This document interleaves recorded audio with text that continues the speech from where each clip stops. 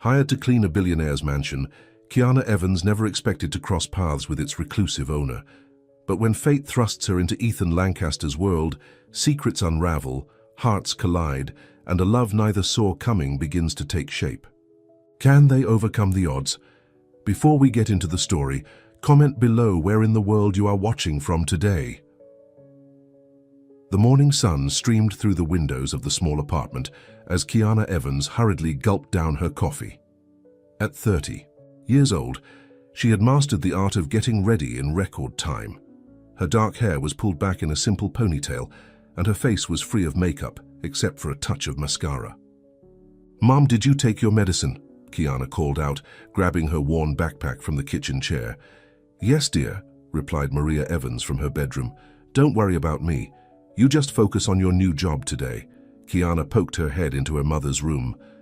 Maria was propped up in bed, surrounded by the medical equipment that had become a permanent fixture in their lives. The cancer treatments had left her weak, but her smile remained as bright as ever. "I made you breakfast. It's in the microwave. And I left your pain pills by your water," Kiana said, checking her watch. "You're always taking care of everyone," Maria said softly. "But who takes care of you?" Kiana smiled. "I'm fine, Mom, really. This new cleaning job pays double what I was making at the hotel. If everything goes well, we might even be able to get you that new treatment Dr. Mendez mentioned." Before Maria could respond, the front door burst open, and Kiana's younger brother, Tyler, rushed in. At 22, he was a ball of energy despite working night shifts at the local factory. "Sis, you're still here. Thought you'd be gone already," he said, tossing his backpack on the sofa. "Just leaving. Did you get any sleep at all?" Tyler shrugged. "A couple hours. Don't worry, I'll be here with Mum today." Kiana grabbed her keys. "There's leftover lasagna in the fridge. And don't forget, Mum's meds at noon, check her blood pressure, and no visitors because of her immune system," Tyler recited. "Got it, just like yesterday and the day before. Now go, or you'll be late." With one last glance at her family, Kiana headed out.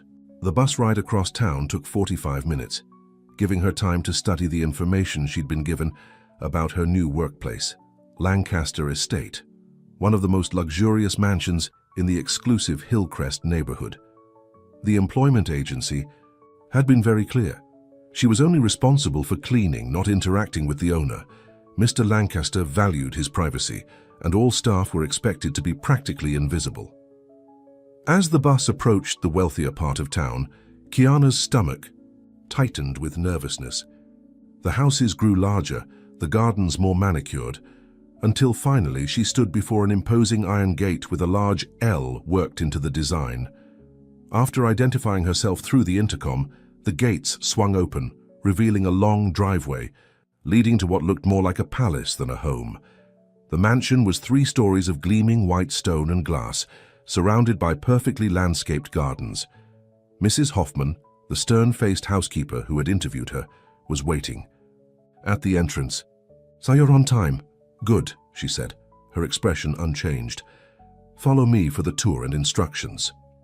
As they walked through the massive house, Kiana tried not to gawk at the luxury surrounding her. Marble floors, crystal chandeliers, artwork. That probably cost more than she would earn in a lifetime. "The East Wing is completely off-limits," Mrs. Hoffman explained, pointing to a corridor blocked by elegant double doors. "That's Mr. Lancaster's private quarters. You'll clean the main areas, guest rooms, and staff quarters only."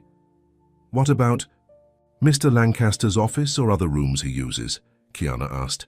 Mrs. Hoffman's thin lips pressed together. "Mr. Lancaster rarely leaves his wing. When he does, it's usually when the house is empty. You won't run into him." There was something in the housekeeper's tone that sparked Kiana's curiosity. "Is he not well?" For a moment, Mrs. Hoffman's professional mask slipped. "Mr. Lancaster had an accident 2 years ago. He prefers his privacy, that's all you need to know." The tour continued with detailed instructions about which products to use on which surfaces, which rooms to prioritize, and the schedule for laundry and deep cleaning. By the time they finished, Kiana's head was spinning with information.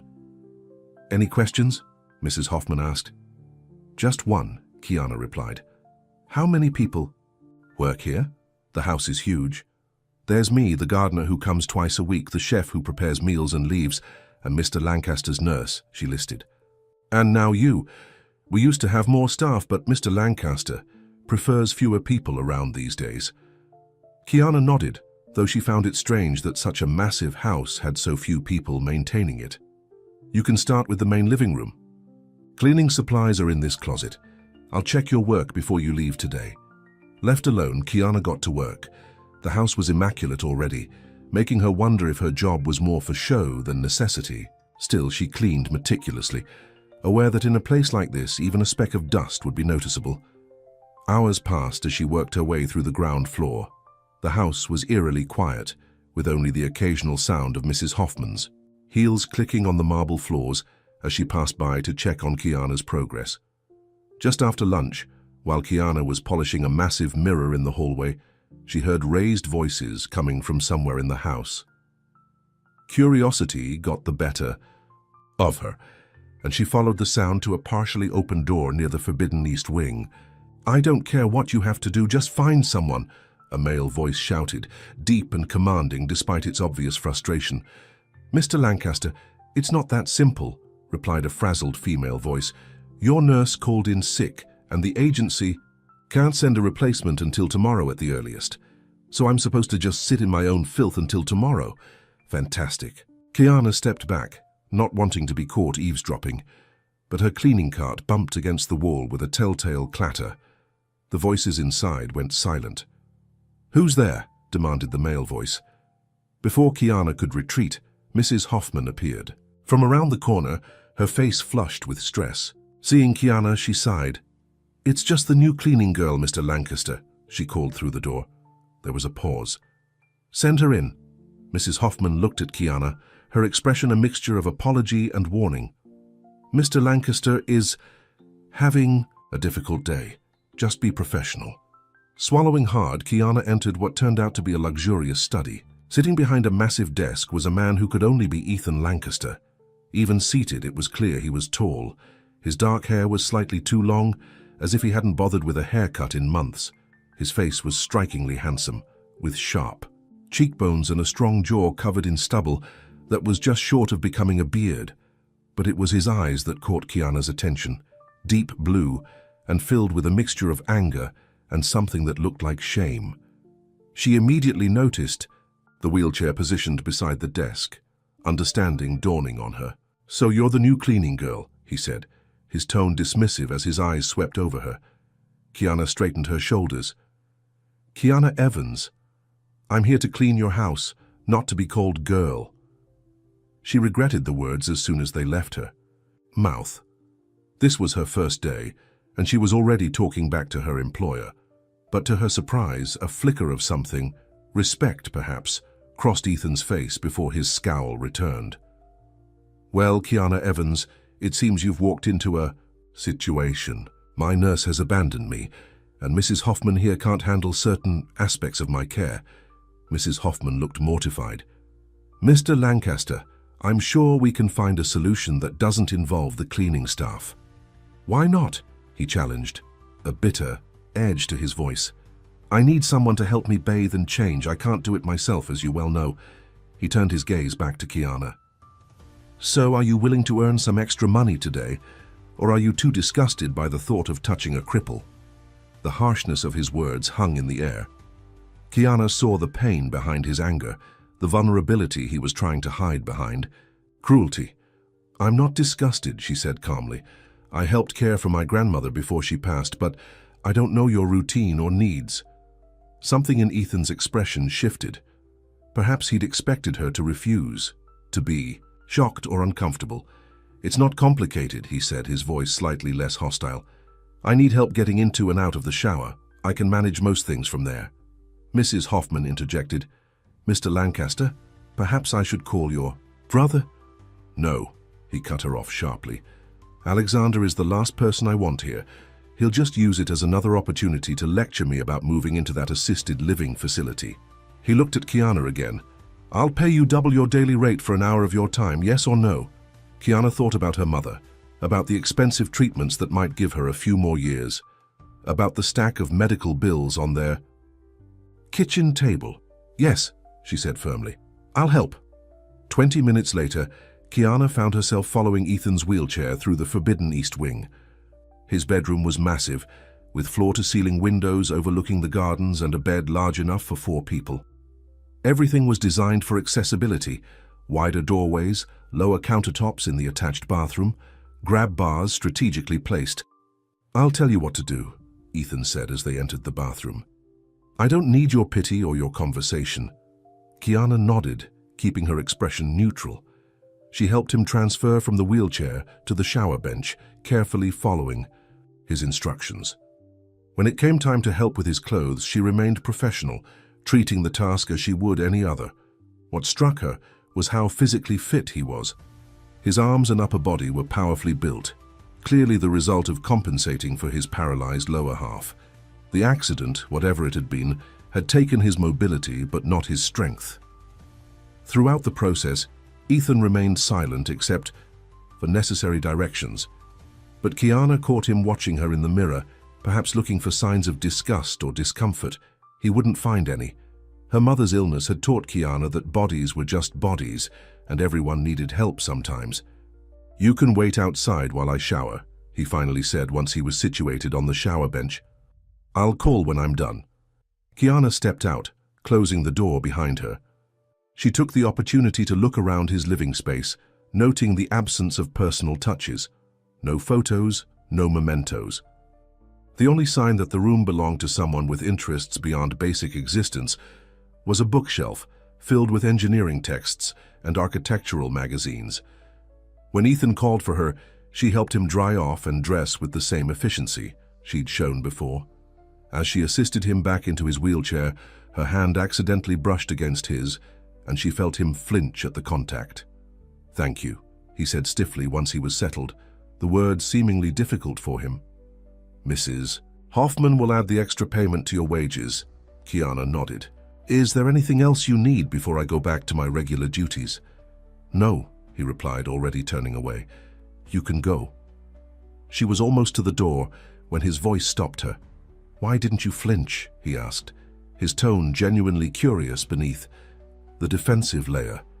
"When you saw my legs, when you had to touch me, everyone flinches or gets that look in their eyes." Kiana turned back to him. "My mother has cancer. She has a colostomy bag and radiation burns. My grandmother had Alzheimer's and couldn't recognize her own children near the end. Bodies break, Mr. Lancaster.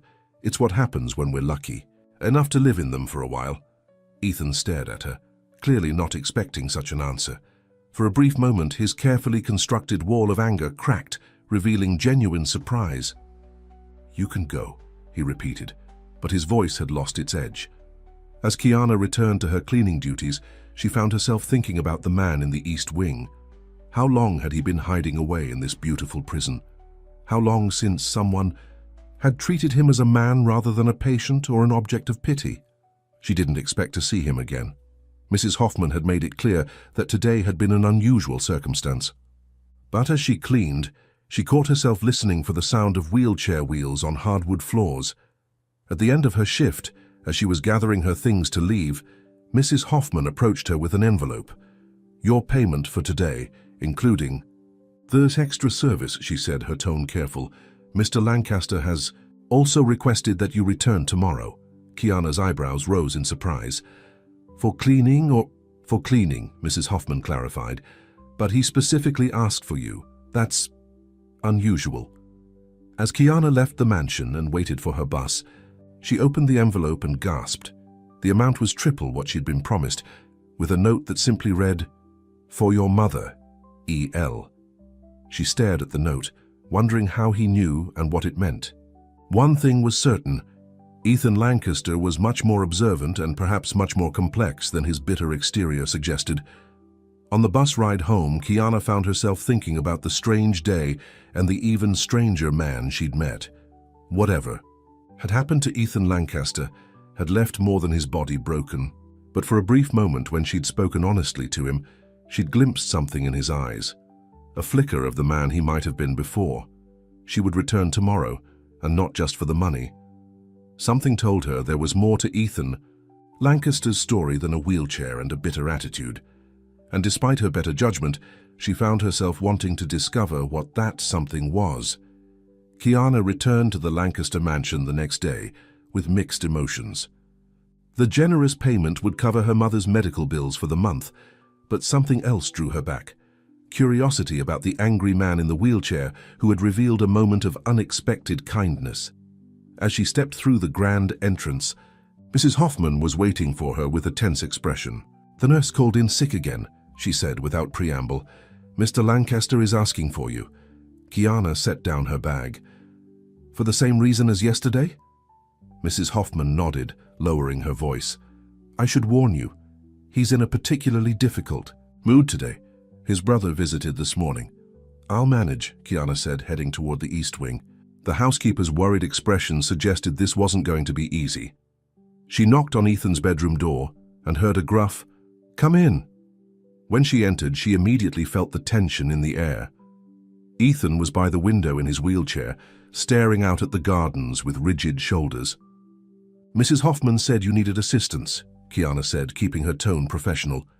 Ethan didn't turn around. "My dear brother Alexander paid me a visit, brought some papers for me to sign. Apparently I'm not capable of managing my own affairs anymore." The bitterness in his voice was raw. Kiana remained quiet, sensing he wasn't finished. "He brought brochures for that fancy assisted living facility again.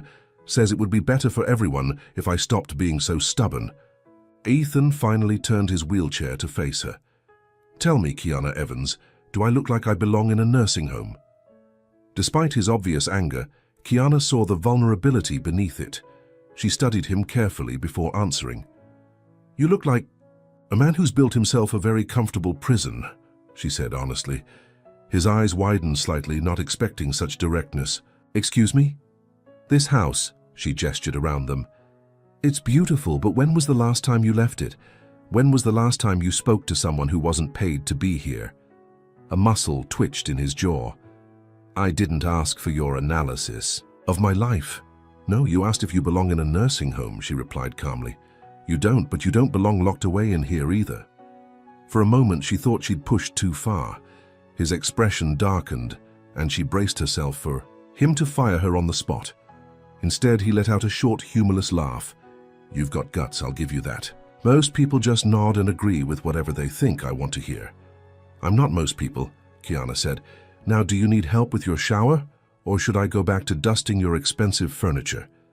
The tension in the room eased slightly, as Ethan shook his head, almost amused by her forthrightness. "The shower, please. Then maybe you can tell me more about how I've imprisoned myself while you clean my cell." Their routine was smoother today. Kiana already knew the steps, and Ethan seemed less defensive about needing her help. As she waited outside the bathroom, while he showered, she noticed a framed architectural drawing on the wall she had missed yesterday. A sleek modern building with Lancaster Innovations written at the bottom. When Ethan called for her, she helped him dry off and dress with the same professional efficiency as before. But this time he didn't immediately dismiss her. "That drawing you were looking at," he said, adjusting his shirt. "That was the last project I designed before the accident. It was supposed to be our company's new headquarters." "You're an architect?" Kiana asked, genuinely interested. "Was," he corrected bitterly. "Hard to visit construction sites in this thing." He tapped the arm of his wheelchair. "There are successful architects who use wheelchairs," Kiana said, gathering the wet towels. "Not according to my brother. He thinks clients won't take me seriously anymore." Ethan's voice was casual, but his eyes revealed the pain behind the words. "Alexander's been running the company since the accident. He thinks it's permanent." "And what do you think?" Kiana asked. Ethan looked at her sharply. "I think my nurse conveniently keeps calling in sick, and you ask too many questions." Kiana smiled, unfazed by his attempt to push her away. "My mother says I was born asking questions. Speaking of whom, thank you for the extra money. It helped.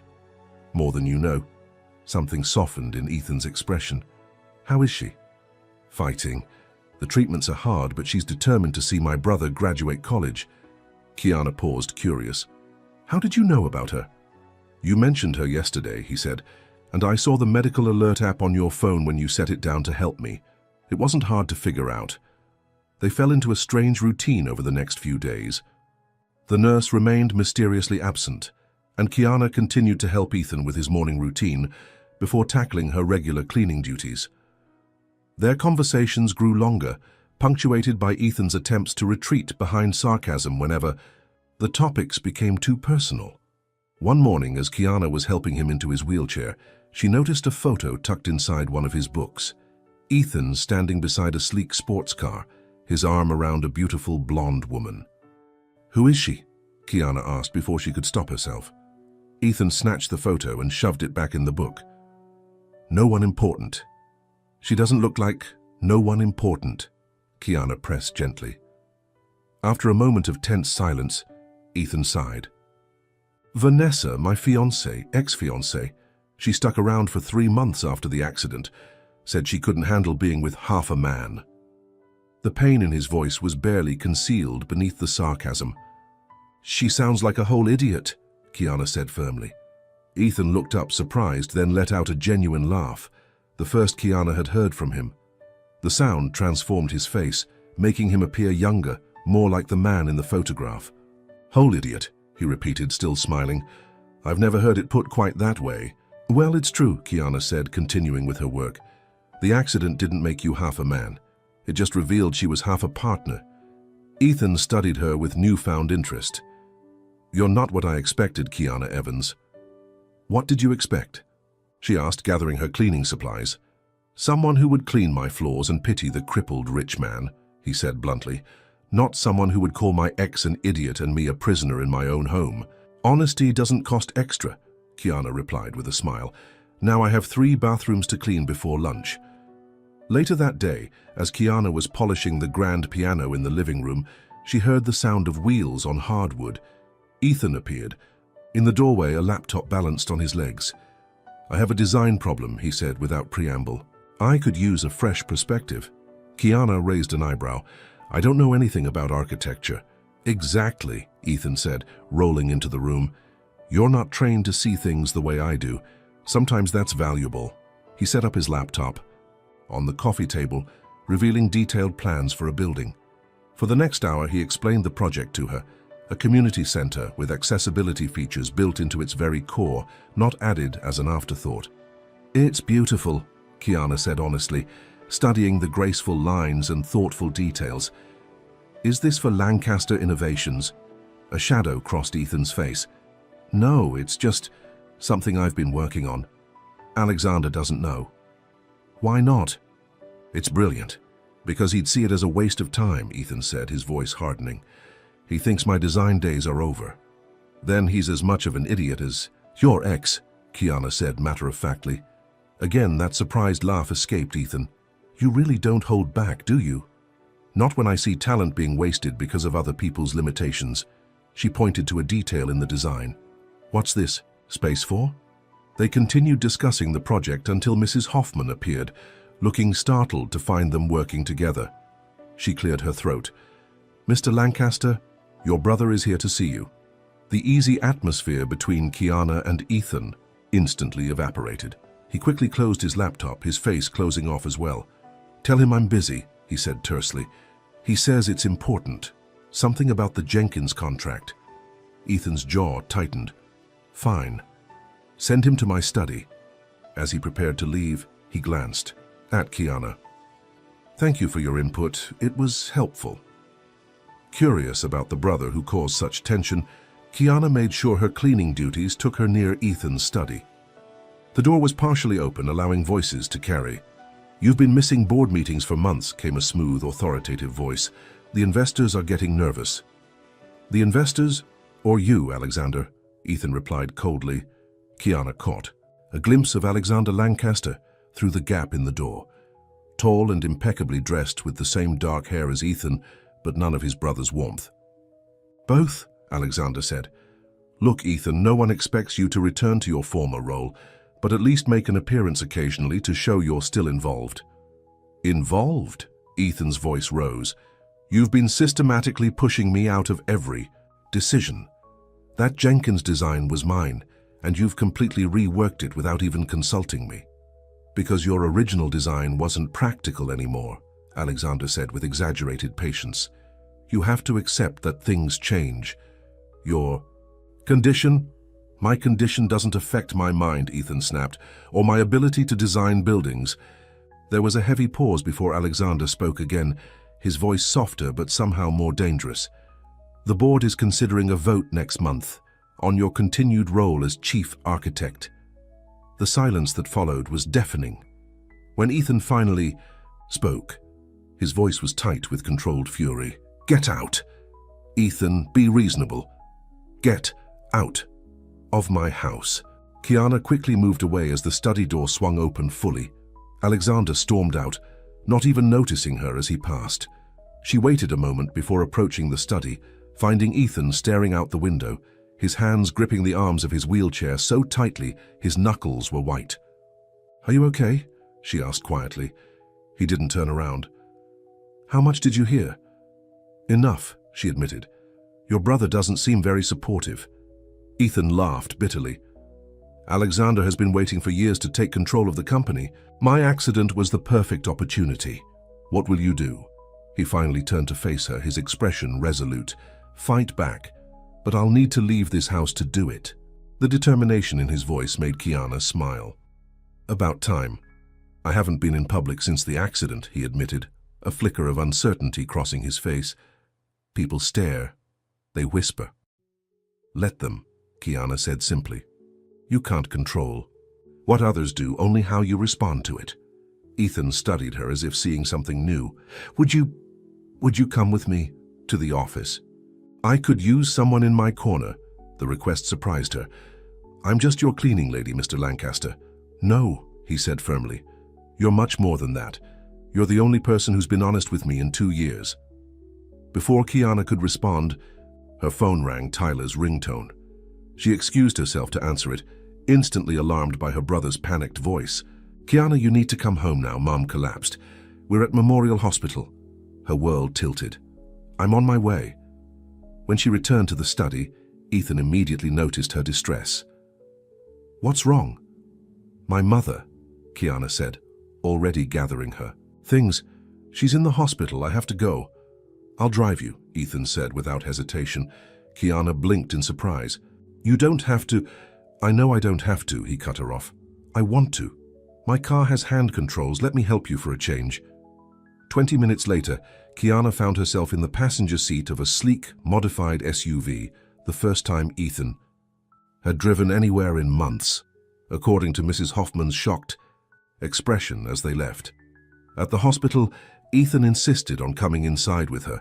As they made their way through the corridors, Kiana noticed how people's gazes lingered on Ethan in his wheelchair. Some looked away quickly when he caught them staring. Others wore expressions of pity that made his jaw clench, but Ethan kept his focus forward, refusing to be diminished by their reactions. When they reached the waiting room, Tyler stood up, his expression a mixture of relief at seeing his sister and confusion at her companion. How is she? Kiana asked immediately. Stable now, Tyler said. Her blood pressure dropped really low. They're running tests. Kiana introduced Ethan, who insisted on staying until they received news about Maria's condition. As they waited, Kiana saw a new side of him. Patient, supportive, and unexpectedly good at distracting Tyler with questions about his engineering studies. When the doctor finally appeared with news that Maria needed additional treatments, expensive ones, Kiana felt her heart sink. The doctor left them to discuss options, and Tyler stepped out to make some calls. I can't afford this, Kiana whispered, the weight of reality crushing down on her. Even with the extra money from the job. Ethan was quiet for a long moment before speaking. Let me help. Kiana's head snapped up. No, I can't accept that. Why not? He challenged. You've helped me more in 1 week than anyone has in 2 years. That's different. It's my job. Telling me I've built myself a prison wasn't in your job description, he pointed out. Neither was giving me the courage to leave my house today. Their eyes locked, an unspoken understanding passing between them. This isn't charity, Kiana, Ethan said softly. It's friendship. The word hung between them, simple yet profound. In the sterile hospital waiting room, something shifted in their relationship. No longer employer and employee, but two people facing different battles, finding unexpected strength in each other. "Okay," Kiana finally agreed, "but I'll pay you back somehow." Ethan smiled. "You already have." That evening, as Kiana sat by her mother's hospital bed, she thought about the strange turn her life had taken. What had begun as a simple cleaning job had become something neither she nor Ethan could have anticipated. Across town, Ethan Lancaster sat in his study, looking at the architectural plans on his computer screen with renewed purpose. For the first time in 2 years, he felt something he had thought was lost forever: hope. And it had come from the most unexpected source, a cleaning woman who saw beyond his wheelchair to the man still fighting to break free. 2 weeks had passed since Maria Evans' hospitalization.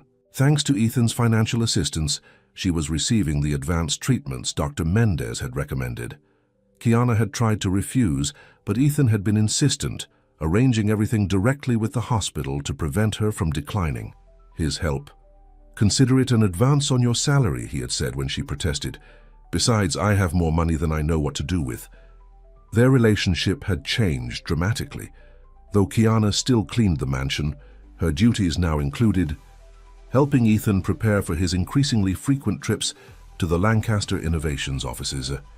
The regular nurse had mysteriously been reassigned to another client, and Mrs. Hoffman no longer questioned Kiana's presence in the East Wing.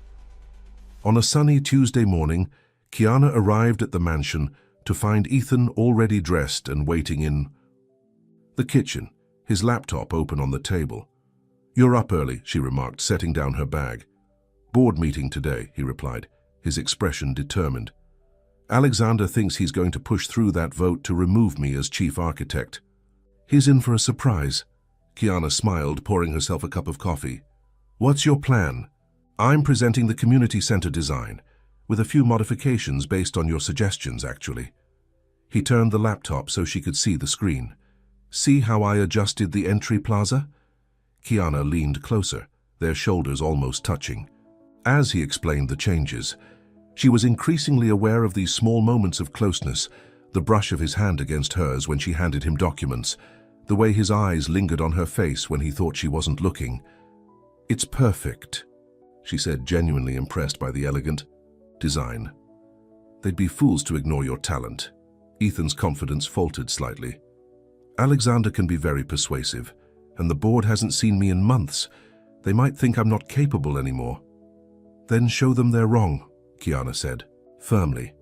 "You're still the same brilliant architect you always were. The only difference is you sit down more often now." Ethan laughed, the sound becoming more natural the more time they spent together. "You have a gift for simplifying things." "Speaking of simplifying," Kiana said, checking her watch, "we should leave soon if you want to be early for that meeting, too." Her surprise, Ethan reached out and took her hand. "Come with me." "To the board meeting?" "I don't belong there, Ethan." "Neither do I, according to Alexander," he said with a wry smile. "But I want you there. You've become my good luck charm." The hesitation in his voice suggested he'd been about to say something else. Kiana felt her heartbeat quicken. "What about my cleaning duties?" she asked, trying to maintain some professional distance, even as her resolve weakened. "Mrs. Hoffman can manage for one day," Ethan insisted. "Please, Kiana," how could she refuse when he looked at her that way? "All right, but I'm not dressed for a corporate meeting." Ethan's eyes traveled over her simple uniform. "We can fix that. Consider it part of your job today." An hour later, Kiana found herself in a high-end boutique, watching in disbelief as Ethan instructed the saleswoman to bring outfit after outfit for her to try on. "This is too much," she protested, as he dismissed another dress for being not quite right. "It's necessary," he replied, his eyes lighting up as the saleswoman returned with a sleek navy blue dress. "That one. Try that one." In the fitting room, Kiana stared at her reflection, hardly recognizing herself. The dress was simple but elegant, making her look professional and confident. When she emerged, Ethan's expression made her blush. "Perfect," he said softly. By the time they arrived at Lancaster Innovations headquarters, a gleaming tower of glass and steel in the heart of downtown, Kiana felt like she was living someone else's life. Employees stared as Ethan wheeled himself, Through the lobby, whispers following in their wake. It was clear that his appearance was causing a stir. "Mr. Lancaster." A young woman hurried toward them, her expression a mixture of surprise and delight. "We didn't know you were coming in. Today." "Hello, Jessica," Ethan replied warmly. "I decided it was time to check in personally. Is the board assembled?" "Yes, sir, your brother is just beginning the meeting." Jessica glanced curiously at Kiana. "This is Kiana Evans, my assistant," Ethan said, the lie coming easily. "She'll be joining us." As they rode the elevator to the top floor, Kiana whispered, "Your assistant?"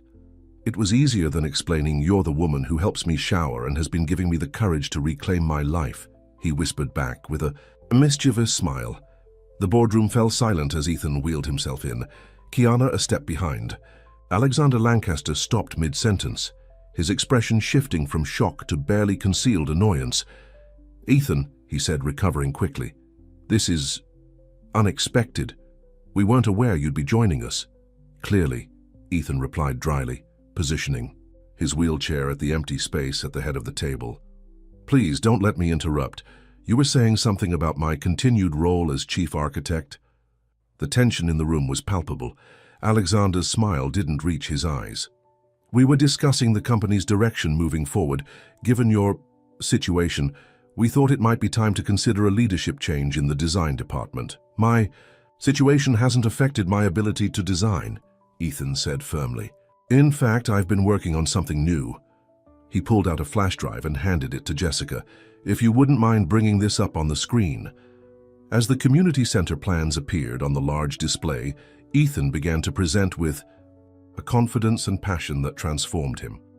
Kiana watched from her seat by the wall, filled with pride as he expertly addressed questions and defended his innovative approach to accessibility. Most of the board members seemed genuinely impressed, but Alexander's expression grew increasingly sour. When Ethan finished, Alexander cleared his throat. "It's a nice concept. Rather, but hardly practical for our commercial clients. They want profit-maximizing designs, not charity projects, sir." "This isn't charity," Ethan countered. "It's innovation. Universal design principles benefit everyone, not just people with disabilities. And it opens up new markets for Lancaster innovations." "The board needs to consider what's best for the company," Alexander insisted. "And frankly, your limited mobility makes site visits and client meetings problematic." "That's why I have an assistant now," Ethan replied smoothly, gesturing to Kiana. "Problem solved." Alexander's gaze turned to Kiana, cold and calculating. "Yes, your assistant. The woman who was cleaning your house just last month." A murmur rippled through the board members. Kiana felt her cheeks burn, but kept her expression neutral. How had Alexander learned about her role? "Ms. Evans has multiple qualifications," Ethan said, his voice tight. "And her previous employment is irrelevant to this discussion." "I disagree," Alexander said, his tone falsely sympathetic. "It speaks to your judgment, Ethan. First, you isolate yourself for 2 years, refusing to participate in company operations. Then you suddenly appear with a housekeeper pretending to be an executive assistant, presenting designs that completely depart from our established brand." He turned to the board members. "This only confirms my concerns about my brother's readiness to continue in his role." Kiana saw the trap closing around Ethan. Alexander had clearly been preparing for this confrontation, laying groundwork with the board members before Ethan's arrival. She wanted to speak up, but knew it wasn't her place. To her surprise, Ethan remained calm. "You're right about one thing, Alexander. I have been isolated, by choice at first, then by habit. And during that time, you've been systematically changing. The company my father built, shifting away from the principles of design excellence toward mere profit maximization." He turned to address the entire board. "But I'm back now, and I'm not going anywhere. If you want to vote me out, go ahead. But know that I retain controlling interest in this company, something my brother seems to have conveniently forgotten to mention." Alexander's face paled.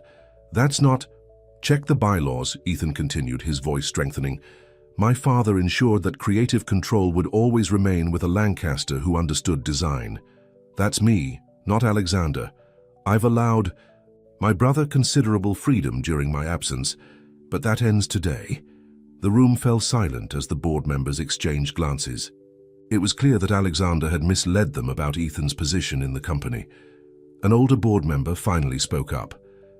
I think we should table this discussion for now. Ethan, it's good to have you back. Perhaps you and Alexander can work out your differences privately before we proceed. The meeting adjourned shortly after, with Alexander storming out without another word to his brother. As the room cleared, Ethan let out a long breath, the confidence he'd displayed giving way to exhaustion. Are you okay? Kiana asked softly, moving to his side. Better than I've been in years, he replied with a tired smile. Thank you for being here. I didn't do anything, she protested. You did everything, he said, his eyes meeting hers. I wouldn't have had the courage to come back if it weren't for you. As they prepared to leave, Jessica appeared at the door. Mr. Lancaster, there are several employees who'd like to say hello. They've missed you. What followed was a procession of designers, architects and other staff members coming to welcome Ethan back. Kiana stepped aside, watching as he reconnected with his team, the easy rapport suggesting he had been a well-liked leader before his accident. It was nearly evening when they finally left the building. In the car, Ethan was quieter than usual, lost in thought. You're a natural leader, Kiana said, breaking the silence. They all respect you so much. I abandoned them, Ethan replied, regret heavy in his voice. After the accident, I convinced myself they'd be better off without me, that everyone would be. It's not too late to make things right. He glanced at her. No, it's not. Starting with dinner. You must be starving. Before she could respond, he was already changing direction, driving toward an upscale restaurant overlooking the city. Kiana felt a flutter of nervousness. This was feeling less like a work relationship and more like something else entirely. The restaurant staff greeted Ethan by name, suggesting he had once been a regular. They were led to a table with a spectacular view of the sunset over the city skyline. After they ordered, Ethan raised his glass in a toast. To new beginnings, he said, his eyes never leaving hers. To new beginnings, she echoed, trying to ignore the way her pulse quickened under his gaze. As they ate, their conversation flowed easily, touching on everything from Kiana's dreams of going back to school to Ethan's ideas for reshaping his company. For those few hours, the differences in their backgrounds and circumstances seemed to fade away. Why did you really ask me to come with you today? Kiana asked as they finished dessert. Ethan was quiet for a moment. Because when I'm with you, I forget about the wheelchair. I forget about the accident. I just feel like me again. The honesty in his voice touched something deep inside her. Ethan, Her phone rang, interrupting the moment. It was Tyler. With the apologetic smile, she answered. Kiana, you need to come home, Tyler said, his voice tight with worry. Mom's not doing well. The doctor says the treatment isn't working as they hoped. Her happiness evaporated instantly. I'll be right there. Ethan didn't ask questions, immediately calling for the check and driving Kiana to her apartment. When they arrived, he surprised her by turning off the engine. I'm coming with you, he said, leaving no room for argument. The small apartment was a stark contrast to Ethan's mansion, but he showed no reaction to the humble surroundings. His focus was entirely on supporting Kiana, as Tyler explained the situation. Maria's cancer had spread despite the treatments, and her condition was deteriorating rapidly. The doctor wants to try an experimental treatment, Tyler said, his young face lined with worry. But it's not covered by insurance. Whatever it costs, I'll cover it, Ethan said immediately. Tyler looked at him in surprise. You don't even know us. I know, Kiana, Ethan replied simply. And that's enough.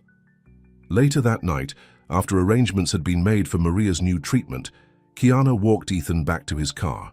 The night air was cool, and Ethan had insisted she wear his jacket over her new dress. I don't know how to thank you, she said, her voice thick with emotion. You don't need to, he replied. You've given me something far more valuable than money. Kiana, what's that? A reason to get out of bed in the morning, he said softly. A reason to fight for my life again. The moment stretched between them, charged with unspoken feelings. Kiana was acutely aware of how close they were standing. How easy it would be to lean down and... But she pulled back, confusion and doubt flooding her mind. This was her employer, a man from a completely different world. Whatever she thought she was feeling couldn't be real or wise. "It's late," she said, taking a step back. "Thank you for everything today." A flicker of disappointment crossed Ethan's face before he nodded. "Of course. Will I see you tomorrow?" I don't know. I should stay with my mother." "I understand." He hesitated, then added, "If you need anything at all, please call me." As she watched him drive away, Kiana felt torn between gratitude for his kindness and fear of the growing feelings she couldn't deny. What had started as a simple job had become complicated in ways she never anticipated. Inside, Tyler was waiting, with a knowing look. "So your boss seems pretty invested in our family." "It's not like that," Kiana said automatically. "Really? Because from where I'm standing, that man looks at you like you hung the moon." "He's just grateful I treated him like a normal person," she insisted. "Besides, we come from different worlds. Someone like him doesn't end up with someone like me." "Why not?" Tyler challenged. "Because he's rich? Because he uses a wheelchair? Or because you're scared?" Kiana didn't have an answer. Across town, Ethan returned to his mansion, which suddenly felt emptier than ever. He made his way to his study, where he found Alexander waiting for him. "Breaking and entering now, brother?" Ethan asked coldly. "I still have a key," Alexander replied, standing from the leather chair. "We need to talk about what happened today." "There's nothing to discuss. You tried to push me out and you failed." Alexander's expression hardened. "You humiliated me in front of the board." "You did that to yourself?" Ethan countered. "Did you really think I wouldn't fight back?" "I thought you'd given up," Alexander admitted. "You've been hiding in this house for 2 years, wallowing in self-pity. What changed?" Ethan thought of Kiana, her directness, her compassion without pity, the way she saw him as a whole person. "I remembered who I am." Alexander studied him for a moment. "It's that cleaning woman, isn't it? I've heard the rumors from the staff. You've developed feelings for her." "Her name is Kiana," Ethan said sharply, "and my personal life is none of your business." "It is when it affects the company," Alexander argued. "Do you have any idea how it looks? The head of Lancaster Innovations involved with the help?" Ethan's temper flared. "Get out now!"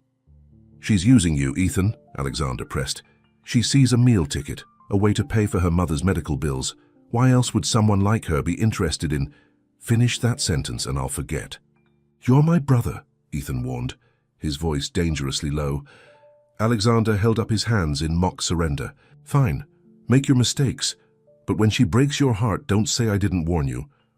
After Alexander left, Ethan sat in the darkness of his study, doubts creeping in despite himself.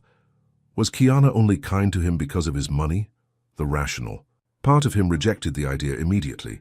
She had been genuine from the start, even refusing his help initially. But another, more insecure part whispered that no woman could truly want him now. Vanessa's cruel words from 2 years ago echoed in his mind. "I need a whole man, Ethan, not half of one." He wheeled himself to the window, staring out at the night sky. Tomorrow would be a turning point, his official return to Lancaster Innovations, and a new chapter in his life. But tonight his thoughts were filled with Kiana and the almost moment they'd shared outside her apartment. For the first time in years, Ethan Lancaster wanted more than just his career back. He wanted a future that until recently he hadn't believed was possible. A future with someone who saw beyond his wheelchair to the man inside. But first, he needed to convince Kiana that what was growing between them was real and worth taking a chance on. The next 2 weeks brought dramatic changes to both Kiana and Ethan's lives. Kiana had taken time off to care for her mother, whose condition remained critical despite the experimental treatments. Ethan had thrown himself into reclaiming his position at Lancaster Innovations, working long hours to review designs and reconnect with clients. Despite their busy schedules, Ethan called Kiana daily to check on her mother and offer support. He had arranged for the best medical care possible, even flying in a specialist from New York. His generosity both touched and troubled Kiana, who couldn't help wondering if their growing closeness was clouded by his financial help. On a rainy Thursday afternoon, Kiana sat beside her mother's hospital bed, reading aloud from one of Maria's favorite novels. Though sedated, the doctors said Maria could still hear and understand.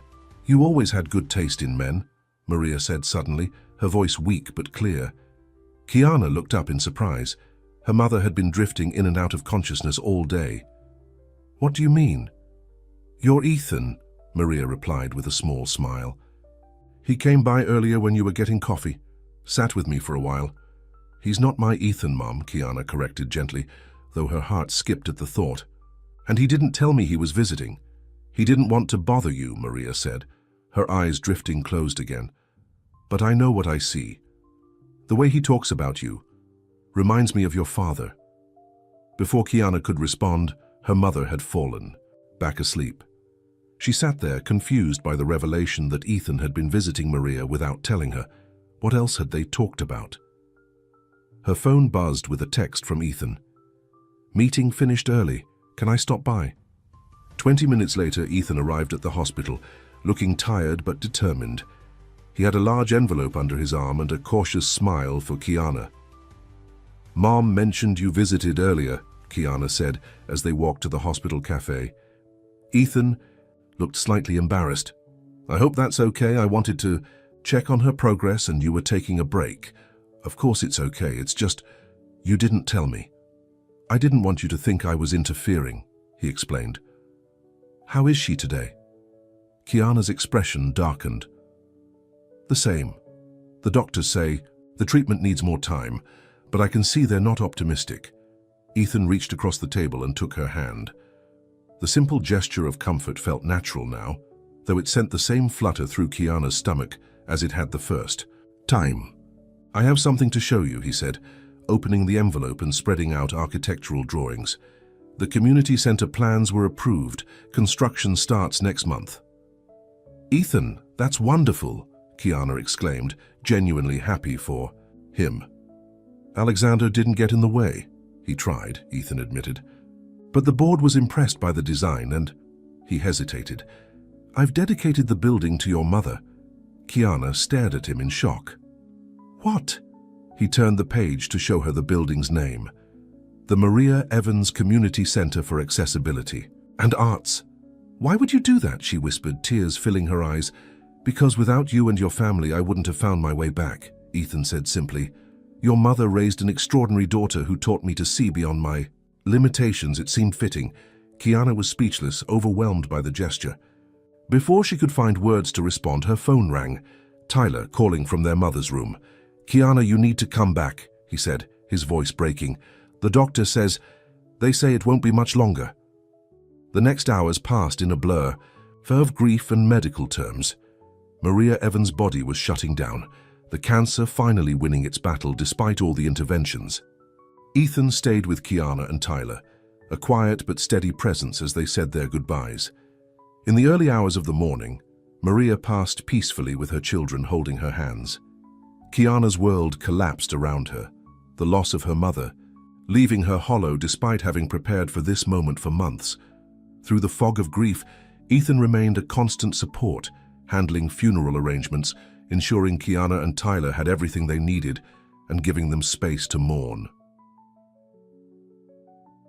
The day of the funeral was bright and sunny, a contrast to the somber occasion. The small church was filled beyond capacity, not with expensive flowers or elaborate displays, but with people. Friends, neighbors, former patients Maria had cared for as a nurse before her illness.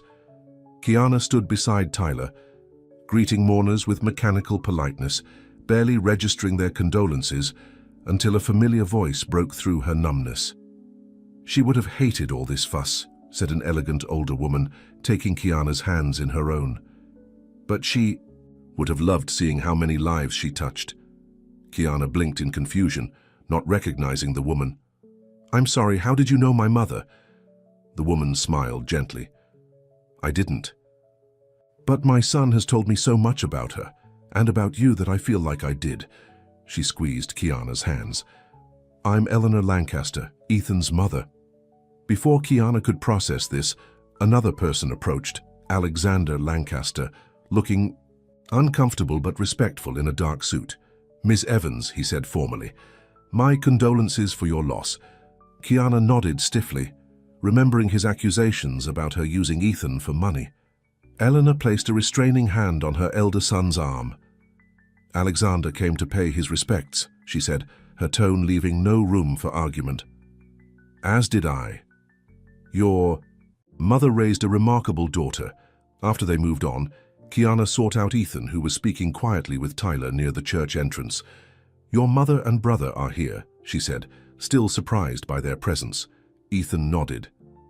"Mom insisted on coming. She wanted to meet you properly, though I wish it had been under different circumstances. And Alexander." "He's trying," Ethan said with a slight shrug. "Mom can be very persuasive when she wants to be." The days following, the funeral passed in a haze of paperwork and decisions. Kiana and Tyler had to deal with their mother's modest estate and the apartment they could no longer afford without her pension. Ethan offered solutions for everything. Tyler could move into campus housing with a scholarship Ethan arranged, and Kiana could stay in the guest house on his property until she decided what was next. "I can't accept that," Kiana said when he made the offer. They were sitting in her half-packed apartment, surrounded by boxes of memories. "You've done too much already." "It's just a practical solution," Ethan insisted.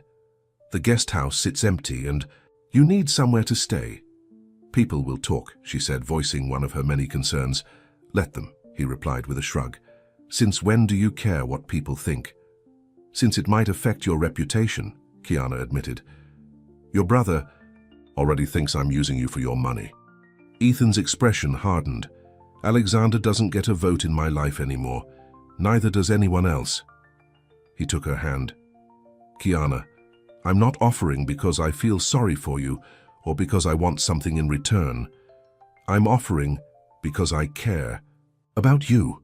The sincerity in his voice broke through her defenses. Exhausted from grief and worry, she finally accepted. The Lancaster Estate guest house turned out to be larger than the apartment where Kiana had grown up. Situated at the edge of the property, it offered privacy while still being close to the main house.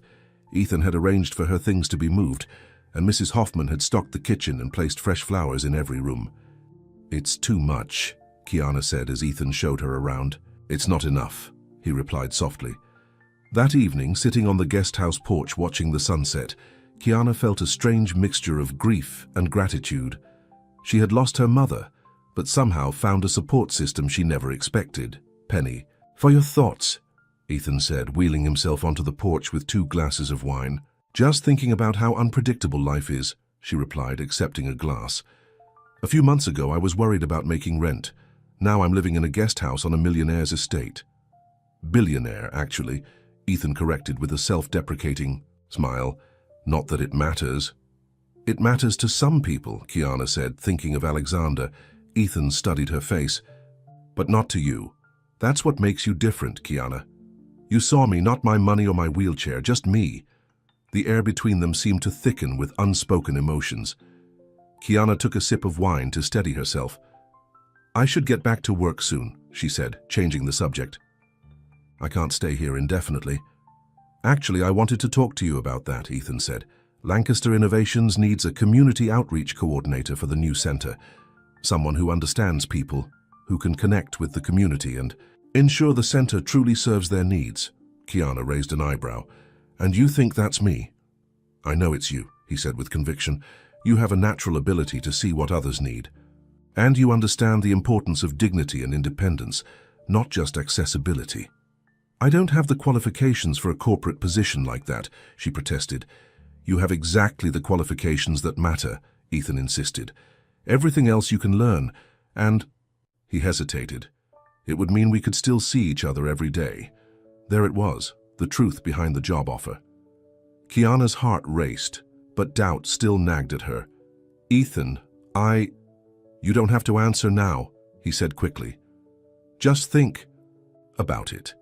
The next few weeks fell into a strange new pattern. Kiana settled into the guest house, Tyler moved into campus housing, and Ethan divided his time between the mansion and his office downtown. They saw each other almost daily. sharing meals and conversations that grew increasingly personal, yet both carefully avoided addressing the growing tension between them. Then came the night of the Lancaster Innovations annual gala, a lavish charity event that Ethan had insisted Kiana attend as his guest.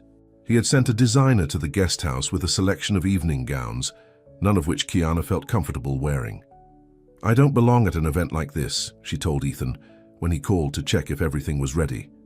"These people are your business associates and friends. I'm just the most important person in my life," Ethan finished for her. "Please come, Kiana. I need you there." How could she refuse when he put it that way? Hours later, Kiana found herself in a midnight blue gown that made her feel like a princess, her hair swept up in an elegant style that the stylist Ethan sent had insisted on. When she emerged from the guest house, Ethan was waiting in his wheelchair, looking devastatingly handsome in a tuxedo.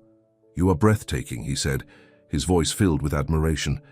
The gala was held at the city's most exclusive hotel, transformed for the evening into a glittering wonderland of lights and flowers. As Ethan's guest, Kiana found herself the subject of curious glances and whispered speculation. "Ignore them," Ethan advised, as he noticed her discomfort. "They're just surprised to see me with someone after all this time." Alexander approached. Them during the cocktail hour, his smile tight but polite. "Ethan, Miss Evans, you both look well." "Thank you, Alexander," Ethan replied coolly. "Is Mother here yet?" "Just arrived. She's looking for you, actually." Alexander turned to Kiana. "That color suits you, though I imagine anything would be an improvement over a cleaner's uniform." Before Kiana could respond to the thinly veiled insult, another voice joined the conversation. "There you are." Eleanor Lancaster approached, elegant in silver gray. "Kiana, dear, I'm so glad you could come. Ethan tells me you've been instrumental in the community center project." The older woman linked her arm through Kiana's, effectively dismissing Alexander. "Come, let me introduce you to some people who are very interested in the outreach programs you're developing." As Eleanor led her away, Kiana glanced back to see Ethan engaged in what appeared to be a tense conversation with his brother. "Don't worry about those two," Eleanor said, following her gaze. "They've been butting heads since they were children. Alexander has always been jealous of Ethan's talent." "He doesn't seem to approve of me," Kiana said quietly. Eleanor patted her arm. "Alexander doesn't approve of anything that wasn't his idea, but Ethan—" She smiled warmly. "I haven't seen my son this alive in years. Whatever you're doing, please don't stop." The evening progressed with dinner and speeches, including a moving presentation by Ethan about the Maria Evans Community Center. Sitting at the head table beside him, Kiana felt a surreal sense of belonging and not belonging simultaneously, touched by the tribute to her mother, yet aware of the gulf between her background and the wealthy donors surrounding them. After dinner came dancing, and Kiana found herself approached by several men seeking a partner. She declined politely, aware of Ethan watching from the sidelines, unable to join in this particular activity. "You should dance if you want to," he said when she returned to the table. "Don't stay sitting because of me." "I'm not," she replied. "Honestly, I'm sitting because the only person I want to spend time with is you." Something shifted in Ethan's expression, a vulnerability breaking through his confident exterior. "Kiana," he began, his voice low, "there's something I need to—" "Ethan!" Alexander's voice cut through the moment as he approached their table, a striking blonde woman on his arm. "Look who I ran into at the bar." Kiana felt Ethan tense beside her before she even registered who the woman was. From the photo she had seen months ago, she immediately recognized Vanessa, Ethan's ex-fiancée. "Hello, Ethan," Vanessa said, her voice honey-sweet. "It's been a long time." "Not long enough," Ethan replied coldly. "What are you doing here, Vanessa?" She gave a practiced laugh. "Alexander invited me, of course. When I heard about your comeback, I wanted to see for myself." Her gaze flicked dismissively over Kiana. "And who is this?" Before Ethan could answer, Kiana extended her hand. "Kiana Evans. I help Ethan shower when his nurse doesn't show up." The blunt introduction caused Vanessa to recoil slightly and Alexander to cough uncomfortably. Ethan, however, burst into genuine laughter. "Among other things," he added, taking Kiana's hand in his, Kiana is also the inspiration behind our newest project and the most honest person I've ever met." Vanessa's perfect smile faltered. "How nice. Alexander mentioned you'd hired help that was a bit unconventional." "Alexander talks too much," Ethan said flatly. "If you'll excuse us, Kiana and I were just leaving." Without waiting for a response, Ethan guided his wheelchair away from the table, Kiana following beside him. Once they reached a quiet alcove away from the crowd, he stopped and looked up at her with admiration. "That was brilliantly handled," he said, still smiling. "You should have seen her face." "I thought your brother was trying to help you," Kiana said, confused by Alexander's behavior. "Alexander's idea of help is pushing me back toward a woman who abandoned me when I needed her most," Ethan replied bitterly. "He thinks Vanessa is more suitable than—" He stopped abruptly. "Then, the cleaning lady?" Kiana finished for him. Ethan's expression grew serious. "That's not how I see you, Kiana. That's never been how I see you." "How do you see me?" she asked, her heart pounding. Instead of answering, Ethan reached for her hand and pulled her gently down to his level. His eyes searched hers for a moment before he leaned forward and kissed her, softly at first, then with increasing certainty as she responded. When they finally broke apart, Kiana felt dizzy with emotion. "I shouldn't have done that here," she whispered, though she couldn't bring herself to regret it. "I'm done caring what other people think," Ethan said firmly. "I've wasted 2 years of my life hiding away, ashamed of who I've become. I'm not wasting another minute." He took her hands in his. "Kiana Evans, I am completely in love with you, not because you helped me when I was at my lowest, but because you showed me I was still whole, still capable of feelings I thought were gone forever." Kiana felt tears welling in her eyes. "Ethan, there are so many reasons this is complicated. Your brother, your position, your world, none of that matters," he insisted. "The only thing that matters is how you feel. If you don't feel the same way, I'll understand. But if there's even a chance—" "I love you too," she interrupted, the words escaping before she could overthink them. "I've been fighting it because it seemed impossible, but I do." Relief and joy washed over Ethan's face. "Then nothing else matters. It's not that simple," Kiana protested weakly. "It can be," he countered. "We make it simple. I love you. You love me. Everything else is just details." As if to prove his point, he pulled her into another kiss, unconcerned about who might see them. Later that night, after they had left the gala and returned to the estate, they sat on the guest house porch talking until dawn about their fears, their hopes, and the unexpected journey that had brought them together. "What happens now?" Kiana asked as the first rays of sunlight appeared on the horizon. "Whatever we want," Ethan replied, taking her hand. "We can figure it out together." "People will talk," she said, echoing her earlier concern. "Let them," Ethan said with a smile. "Maybe they'll learn something about seeing beyond the surface." 6 months later, the Maria Evans Community Center opened its doors to the public. Ethan and Kiana stood together at the ribbon-cutting ceremony, his wheelchair positioned beside her as they welcomed the first visitors. Alexander attended with their mother, his attitude toward Kiana having gradually shifted from disdain to grudging respect as he witnessed her genuine commitment to the center's mission and to his brother's happiness. "My mother would have loved this," Kiana whispered to Ethan, as they watched children exploring the art studios designed to accommodate all abilities. "She does love it," Ethan replied, squeezing her hand, just from a different perspective now. As the day drew to a close, Ethan led Kiana to a private corner of the building's rooftop garden, a special feature he had designed specifically with this moment in mind. "I have something to ask you," he said, reaching into his pocket and producing a small velvet box. "Something I've been thinking about since the first day you told me I had built myself a prison and needed to break free." Kiana's heart raced as he opened the box to reveal a simple but elegant diamond ring. "You've shown me that limitations only exist if we accept them," Ethan continued. "You've taught me that true love sees beyond the surface to the person within. Kiana Evans, will you marry me?"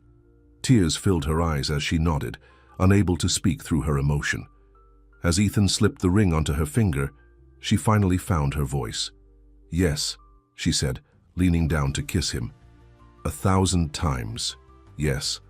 From his wheelchair, Ethan Lancaster looked up at the woman who had given him back his life, his hope, and his future. The accident had taken his ability to walk, but it had ultimately led him to something far more precious, a love that saw beyond his wheelchair to the man he truly was. And Kiana, who had once entered his home as a cleaning woman, just trying to make ends meet, had found not only financial security but something she never expected, a partner who valued her honesty, her strength, and her heart. Together, they had proven that true love doesn't see limitations or social boundaries. It simply sees the person beyond the surface, the end,